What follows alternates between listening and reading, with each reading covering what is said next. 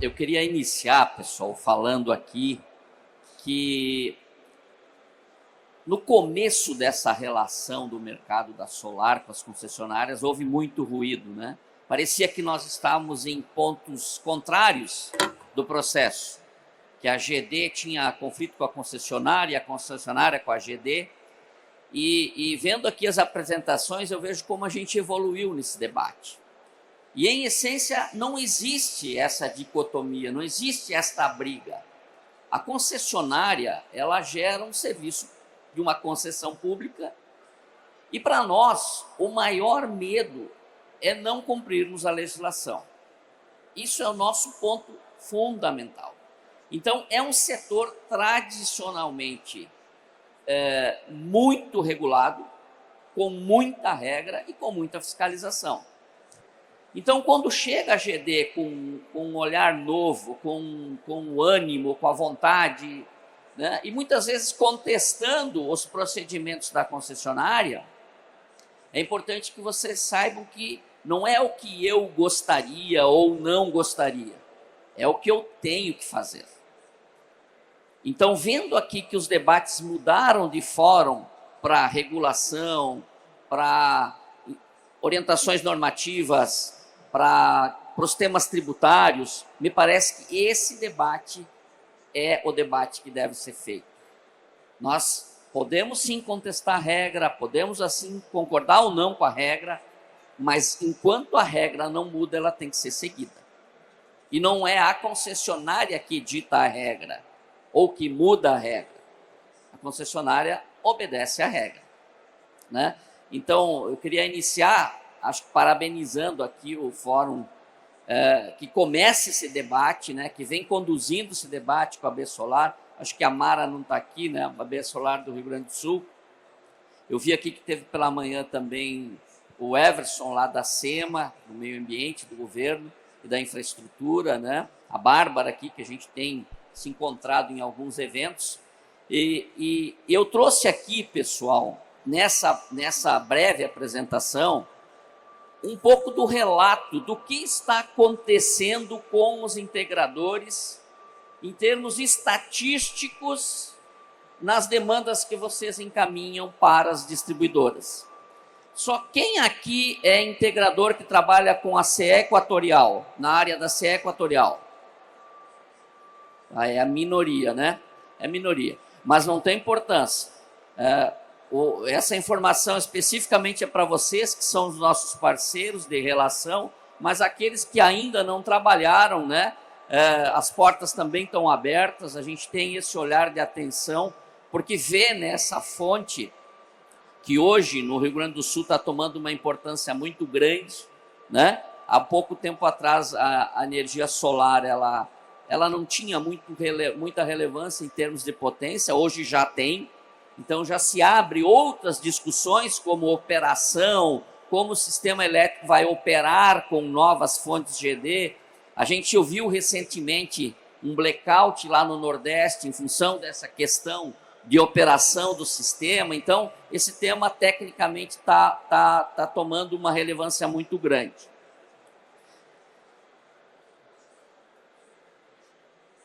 Então vamos lá. Inicialmente, eu queria apresentar para vocês o Grupo Equatorial. Hoje nós somos o terceiro maior grupo de energia do país. Nós operamos em 14 estados do Brasil, com 7 distribuidoras de energia, 8 negócios de linhas de transmissão, 14 ativos de geração, basicamente solar e eólica. Nós operamos 573 mega de solar, tá, pessoal? Basicamente no Nordeste. Entramos na área de saneamento com a Sabesp em São Paulo e a empresa da CSA. E temos também nesse grupo uma série de outros serviços agregados, de comercialização, de telecom e da própria geração distribuída. Aqui no estado, a gente não opera varejo, né? Basicamente, os nossos negócios de geração distribuída são grandes estruturas de usinas. Aqui, pessoal, é sempre bom ressaltar a forma como a gente procura atender os pleitos de vocês, em especial aqueles que são nossos clientes, nossos fornecedores, nossos parceiros nessas demandas. Nós temos duas grandes estruturas para atender exclusivamente GD, pessoal, tá? Todas elas com equipes destacadas, com canais eletrônicos de atendimento, para que a gente consiga receber rapidamente e buscar dar o retorno o mais rápido possível, porque a gente sabe que na ponta de vocês está o cliente lá cobrando, está o prazo para iniciar, está o retorno do negócio que vocês encaminham com cada um desses proponentes, tá? Então a gente tem, num primeiro bloco, os temas voltados à conexão de MMGD, que é o grupo que a gente chama de central de geração distribuída. Essa central, ela trata da abertura, alteração, esclarecimento de dúvida, históricos, né? Enfim, é uma estrutura que atende por e-mail e por telefone. Nós temos um 0800. Essa estrutura, ela é uma estrutura que atende às dúvidas mais simples, aquelas mais corriqueiras do dia a dia, e caso ela não consiga dar uma resposta mais técnica a quem demandar, ela faz o registro, encaminha para a nossa área de suporte, para a nossa área técnica de engenharia, para poder responder a vocês, né? O colega Flávio está aqui, né, Flávio? O Flávio é o nosso coordenador da área de GD na companhia. Talvez muitos de vocês já tenham ouvido falar do nome do Flávio. O Flávio está ali com cara, né, com CPF, está aqui conosco também participando. Então, esse é o telefone, esse é o e-mail. E como a maioria das demandas são desse grupo, a gente decidiu destacar um grupo especial para aquelas demandas um pouco mais complexas, que são de geração, as gerações particulares e as conexões API-PE.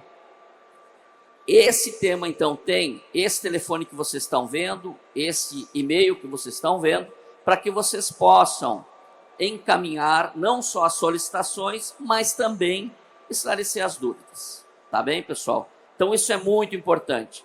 Um pouco diferente, às vezes o pessoal me pergunta, poxa, Júlio, mas na época da CE Pública, tinha um engenheiro lá que nos atendia. Hoje também tem. Só que a forma que a gente viu de dar velocidade é criar equipes centradas nas demandas. Então, digamos que um engenheiro presencial, ele atende talvez 3, 4 empresas por dia. Nesse formato eu consigo um volume muito maior de atendimentos. Então, por isso que a gente prioriza esse formato, pessoal. Eu sei que é uma mudança cultural, né? Mas vocês vão ver nos números seguintes o que aconteceu com a qualidade e a agilidade no atendimento com esse modelo.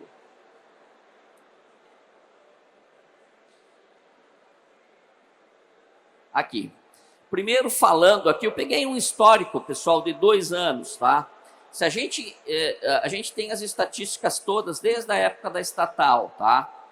A GD ela veio num período intermediário, a gente teve aí as implementações de regulação, os prazos de benefício lá fiscal, então ali perturbou um pouco, porque gerou nos últimos meses daquele período um afluxo muito grande. Então a gente viu isso como um ponto fora da curva e procurou fazer uma análise aqui de 2 anos, 2 anos e 2 meses, para a gente entender como é que está o andamento. Então, pessoal, nesse gráfico de cima, a gente vê o prazo em dias dos atendimentos para orçamento e conexões. Tá? O nosso prazo é 15 dias. Esse é o limite. Então, vê que alguns meses foi um pouco para cima, alguns meses a gente foi um pouco para baixo. Aqui, no período, os volumes de processos ingressados em cada mês, né? Aqui eu queria chamar a atenção aquele período que ali entre maio e outubro, novembro do ano passado, que foi o período das enchentes, quem operou aqui, em especial na região metropolitana, viu que a gente teve uma catástrofe muito grande. E para vocês entenderem um pouco como isso se refletiu na concessionária, a nossa sede foi alagada. Nós tivemos 1,70 m de altura de água na nossa sede.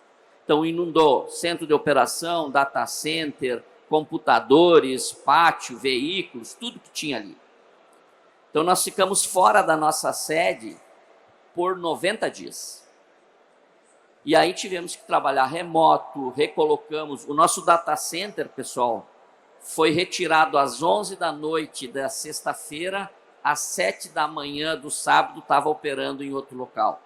Porque é a base de informação, né? Só que gerou alguns atrasos no serviço regulado que a gente tem. Então, aqueles meses a gente saiu um pouco do que seria o normal, mas a equipe continuou trabalhando em outras bases, remoto, em outros locais, enfim, para poder dar esse retorno, porque muitos dos clientes de vocês, a grande maioria talvez, não foi atingido pela enchente. Então, ele continuava seguramente pressionando vocês. Ele não quer saber se a concessionária está alagada ou não, né? Ele quer instalar o equipamento dele, quer gerar o negócio dele, quer ter a renda dele. E vocês, da mesma forma como negócio, também não podem esperar 90 dias pela concessionária. Então, a gente buscou ter esse olhar de cadeia de fluxo para não interromper nada que fosse da nossa responsabilidade, né? Da mesma forma aqui, pessoal, o tema da vistoria e da conexão, né? Que é um outro tema importante. O volume embaixo e na linha a meta e no pontilhado como a gente teve, qual a nossa performance em relação a cada um dos projetos que foram solicitados a nós. Uma coisa importante, pessoal, quando a gente fala aqui de vistoria e conexão, é o cuidado, né? O cuidado que a gente tem que ter, não só da nossa parte, mas também daquelas etapas finais que vocês precisam alertar ao cliente. Nós tivemos vários casos, depois a gente vai ver aqui um pouquinho em relação ao projeto, mas a gente teve muitos casos em que a gente teve uma reincidência de idas, né? Porque a estrutura não estava pronta, porque a gente encontrou um problema adicional. Então, tudo isso acaba atrapalhando o fluxo e demorando mais para que o serviço ele seja feito na velocidade que a gente deseja. Aqui vocês estão vendo um grande resumo, tá? Eu vou procurar ser bem rápido para ficar no tempo que me foi dado, tá? Aqui vocês estão vendo um resumo dos pedidos de GD, tá? Então, em 2023, na CE Equatorial, foram solicitados 15.360 pedidos, em 24, 12.064 pedidos, em 25, 2.261 pedidos, tá? E como um dos temas importantes que a gente vem falando aqui trata da inversão de fluxo, a gente procura, pessoal, assim como concessionária, fazer uma análise muito profunda desse tema, porque ele acaba gerando um investimento da concessão, o investimento da concessão vai para a tarifa, e a tarifa é paga por todos. Então, a concessionária ela precisa ser muito diligente em incluir custos na tarifa, né? Então, a ANEEL vem nos cobrando muito isso, esse cuidado, essa atenção, essa análise técnica, essa comprovação, né? A gente, no nosso relatório de opções de conexão, a gente dá todas as opções que a legislação prevê, de uma forma bem detalhada, né? Mas, em 23, nós tivemos 161 casos de inversão de fluxo, 1,3% do total dos pedidos feitos. Em agora 24, 161 em 24 e Em 2025 já tivemos 16 casos, tá? Então, quando a Bárbara fala aqui, poxa, ANEEL, olha que esse número não é relevante, a quantidade não é grande, é porque essa estatística a gente envia para a ANEEL, a gente é obrigado a enviar, tá? Então, o que acontece? O tema aqui não deve ser quantidade. O tema aqui deve ser o que tem por trás de uma inversão de fluxo. Se a gente só discutir quantidade, é muito, é pouco, nós não vamos ter uma solução para esse tema. E a solução aqui, ela parte da infraestrutura da concessionária, sim, né? Todos vocês sabem, a gente assumiu uma concessão em muita dificuldade. O Grupo Equatorial, ele tem essa característica de assumir concessões em estado falimentar, reconstruir o seu negócio e reposicionar a concessionária, né? Então, a gente está fazendo isso aqui também no Rio Grande do Sul. Então, quando a gente olha volume, é um debate que fica frágil de fazer. A gente tem que olhar aqui causas e consequências, né? Esse custo pode, de alguma forma, fazer parte do sistema elétrico, porque, para mim, concessionária, instalar o transformador de uma potência maior é o nosso dia a dia. A questão é que o regulador diz não pode fazer, porque esse custo não é da tarifa coletiva. Esse custo é individual do cliente que está demandando. Então, para nós, como eu disse para vocês, não é uma negativa para o empreendedor ou para o cliente. Eu tenho que seguir o que a legislação define, né? Então, a gente vem buscando também participar desses fóruns, contribuir com esse debate, né? Porque um ambiente conflituoso é ruim para todo mundo. E a gente sabe, muitas vezes, que o integrador talvez não tivesse a própria informação que geraria, ou tivesse a possibilidade de gerar um fluxo inverso. E aí o projeto foi vendido para o cliente. E como é que faz depois que entra um custo adicional, né? Então, me parece que a gente precisa trabalhar na origem do problema, né? E entendo que esse tema está sendo conduzido dessa forma, tá? Na visão do regulador, como concessionária, pessoal, para nós é clara.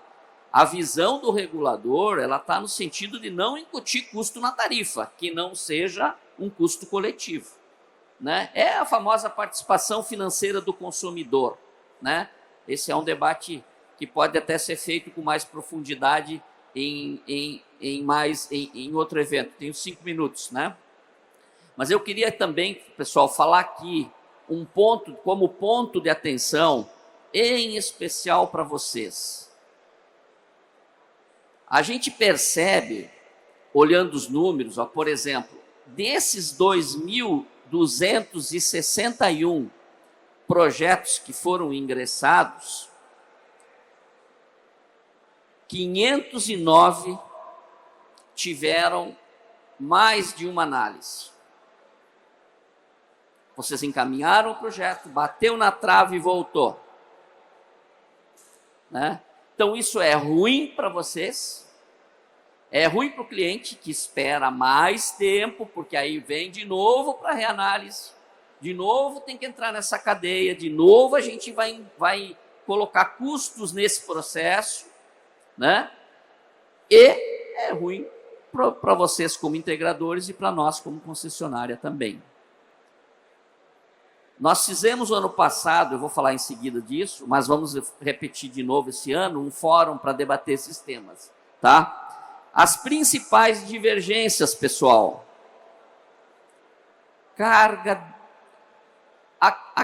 A carga e a conexão do cliente.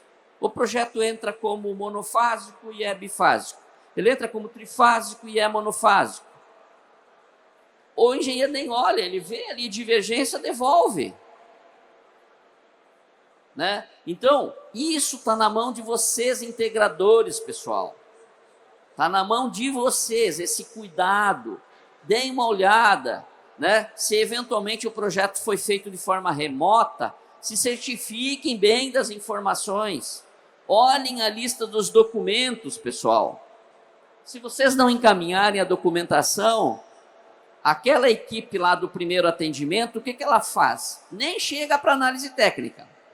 Tem uma equipe que olha e vê, tá tudo aqui? Ok, manda para análise da engenharia. Ah, tá faltando alguma coisa, devolve para o integrador. Aí já é mais 5, 10, 15, 20, 30 dias do fluxo de vocês. Então é ruim para o cliente de vocês, é ruim para vocês e é ruim para nós também, porque aí eu tenho que fazer de novo um mesmo projeto, todo um processo de análise, né?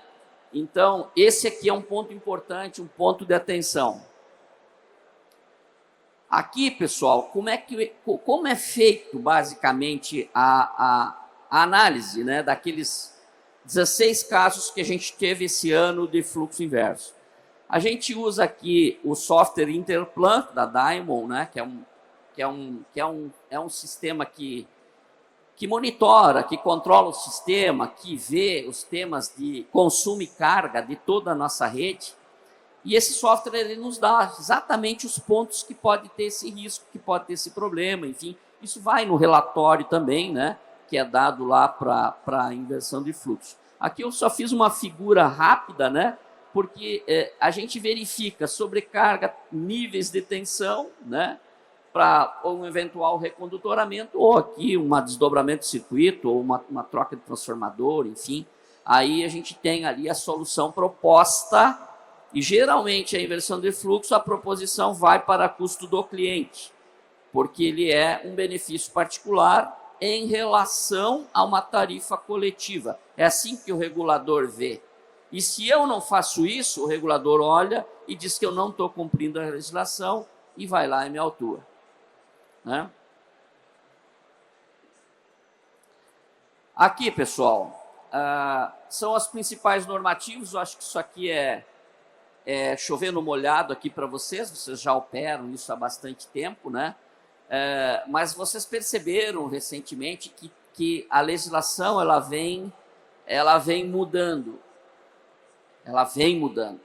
Então é muito importante vocês estarem atentos a isso, porque a legislação mudou. No dia seguinte ela entra em operação. Se vocês enviarem ou não tiverem a informação e encaminharem o projeto ou a demanda pelo modelo anterior, vai ser devolvido. Vai ser devolvido e entra naquele fluxo que a gente falou, um fluxo negativo para toda essa cadeia. Tá? Bom, pessoal, para finalizar, eu queria dizer que o ano passado a gente fez um grande evento lá na Serra Equatorial, buscou convidar todos os integradores que eventualmente tiveram algum contato conosco, alguma demanda, mas ele é aberto a todos vocês, aqueles que eventualmente querem entrar no mercado, que querem atuar na área de concessão da Serra Equatorial. Nós fizemos um seminário de melhores práticas e de esclarecimento de dúvidas. Esse ano nós vamos fazer novamente, né? Ainda nesse primeiro semestre. Então, de antemão, quero deixar o convite, né, para que vocês possam participar. A visão de vocês é importante, porque eu não quero negar projeto. Eu não quero negar projeto. Como eu disse, é ruim para todo mundo. A gente quer que o projeto venha, que a gente possa analisar tecnicamente, seguir, enquadrar ele na legislação, devolver para vocês o mais rápido que a gente puder, né, para que vocês possam fazer com que essa cadeia gire. Então, vocês entenderem as nossas dificuldades, nós entendermos as dificuldades de vocês, me parece que auxilia muito nesse fluxo que a gente quer de harmonia nas relações, entendendo que há, muitas vezes, discordâncias até, mas que principalmente vocês entendam que a concessionária ela tem um perfil tradicional. Ela segue o que está escrito. A nós não cabe avaliar se está certo, se está errado, se podia ser diferente, se podia ser melhor. A nós não cabe avaliar isso. A gente segue o que a legislação define, né? Essa é a nossa obrigação. E temos que fazer isso de uma forma mais ágil possível, né? Todos vocês seguramente têm a informação que a concessionária em si, ela não vive da venda de energia. O negócio da concessionária é uso do sistema. Então, se a fonte é GD, se a fonte melhor, se a fonte é solar, se a fonte é eólica, se a fonte é hídrica, se a fonte é nuclear, para nós não é tão importante, porque isso está num contrato de compra de energia, e esse custo eu repasso, eu recebo do cliente e repasso. Então, a nossa missão é ter um sistema robusto que atenda a todos vocês, né, que não deixe ninguém sem energia, né, e que viva justamente, que tenha sua rentabilidade nesta relação de uso. Então, não há conflito, na minha visão, entre concessionárias e GD. O que a gente precisa é colocar o esforço no lugar certo. Não é, assim, numa disputa, contestando a regulação com a concessionária. A regulação tem que ser contestada com quem regula, né? Não é contestando a concessionária sobre tributos. Tributos tem que ser com quem gera tributação. A concessionária aplica, né? Podemos abrir para perguntas, Tiago, ou não? No final. No final, então, tá? No final. Depois a gente conversa, tá bom? Então, pessoal, muito obrigado pelo espaço. Tiago, AB Solar, contem com a CE Equatorial. Esse ano, o nosso investimento previsto, Tiago, é 1 bilhão e 200 milhões de reais. É o maior investimento da história da concessionária, porque temos muita coisa para fazer. Nosso serviço precisa melhorar ainda, a gente quer melhorar ele muito mais. Vem melhorando, mas precisa melhorar muito mais. Então, é uma concessionária que está aqui, é um grupo brasileiro, é um grupo nacional que acredita muito aqui no nosso estado. Tá bom, pessoal? Abraço a todos.